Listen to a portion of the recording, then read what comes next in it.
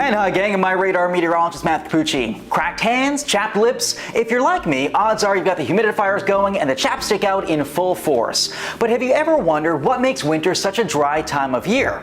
Let's break down why. We have all the answers. In the wintertime, temperatures drop. We know this. It's the chilliest time of year, the coldest weather lagging the darkest days by a little over a month. We see our least amount of sunlight in mid to late December, and our coldest temperatures usually in January or early February.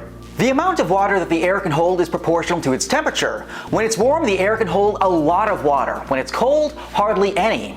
Meteorologists use a Clausius-Clapeyron formula to calculate the air's capacity for storing moisture. Alright, now don't get freaked out. Here's what the equation looks like. Now, fun fact, I actually had to do that equation and that math problem back in school. Believe me, it's not as much fun as it looks. For our purposes, here's a key takeaway. For every degree Fahrenheit the air temperature increases, it can hold about 4% more water. It's an exponential increase with temperature. At an air temperature of 80 degrees, each cubic meter of atmosphere can hold about 27 grams of water. That's roughly the weight of 11 pennies. At 32 degrees Fahrenheit, i.e. freezing, a cubic meter of air can only hold about 4.7 grams of water, roughly the weight of 2 pennies. And down at 0 degrees, only 1.1 grams. That's part of the reason why we get more rainfall and more heavy rain events in the summertime versus wintertime, and why so much more freshwater flooding occurs during the warmer months. Tropical storms are examples of storms that really exploit warm air's capacity to hold water.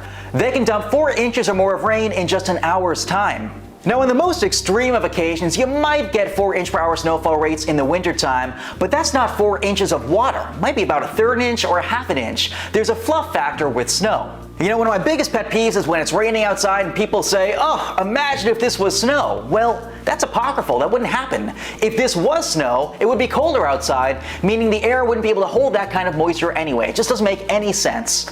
That's also why we get heavier precipitation events in the summertime, and really more precipitation in general in many areas. Washington, D.C. averages 12¼ inches of precipitation during meteorological summer, i.e. June, July, and August, but just 9 inches in the winter months, even though there are more storms during the cold season. On the plains, Oklahoma City sees 12.4 inches in the summertime and 4.88 inches in the winter. In some places like Seattle, it doesn't exactly work that way. Even though Seattle sees much warmer conditions in the summertime, they get 3 times as much rainfall in the winter. That's because the jet stream, or the storm track, moves closer to them and brings them more of those big sprawling storm systems during the winter months. We also have to talk about dew point. That's the temperature at which the air would be saturated. If the dew point is 70, that means the air is holding the maximum capacity it could hold if the temperature was 70 degrees. When the air is fully saturated, we get fog or rain. That's because there's so much moisture in the air and the air really can't hold any more, so it gets rid of it.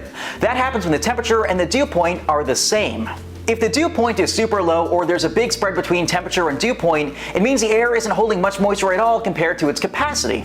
Relative humidity, which we hear about as a percentage, tells us how much moisture the air is holding compared to its capacity. At 60% relative humidity, the air could still hold about 40% more moisture before reaching saturation. If you're like me, you struggle with dryness, you're kind of feeling like a raisin, your best bet in the wintertime is running a humidifier. That adds moisture to the air and really helps alleviate that dryness.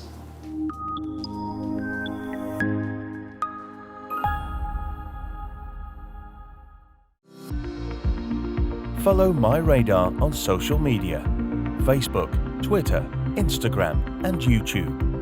Download MyRadar on iOS, Android, Amazon Alexa, Xbox, and Windows.